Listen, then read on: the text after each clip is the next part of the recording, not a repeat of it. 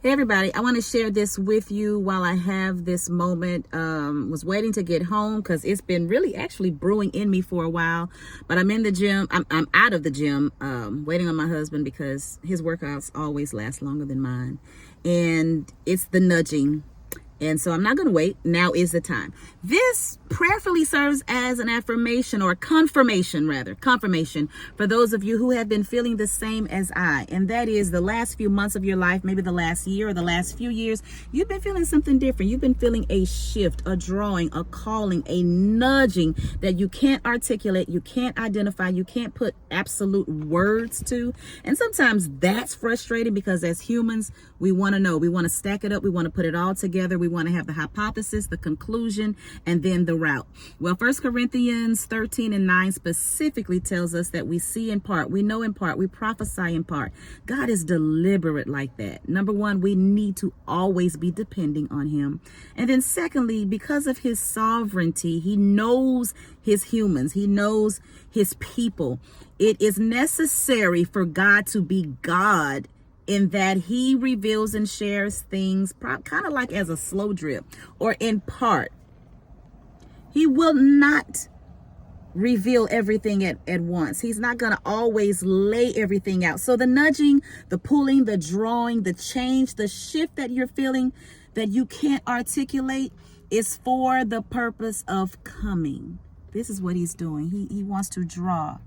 He's calling us to himself. He's saying, listen, I want you to tune in. I want you to zero in on what you're feeling. And it is found, the response, the answer, the information, the direction, the instruction is found in me. It is found in being with me. I don't want you to come and do. I want you to come to be with me, sit with me, find your place. We've been talking about this in the Abiding Bible Study. And even as we have chosen to observe Advent this year, we've been talking about finding a place that we consecrate to be with God. It doesn't have to be a big space. It could be a rug. It could be a mat. It could be the corner of a room. It could be a room if you have that freedom to choose a room. Wherever you are in this space in your life, find a place, a sliver of a space to dedicate to God and let that be your meeting place with him. And he will come and fill that little space. I know that to be true. But the wooing, the nudging, the something different, even if it comes by feeling off. You say something is different. Something is different. There are some things that are changing. There are some things that are shifting in this world, but also in us. And he is calling us to himself. So it's easy, not easy. It's easy because he's saying, yeah, all of this that you've been feeling and going through is for a reason, to come to me.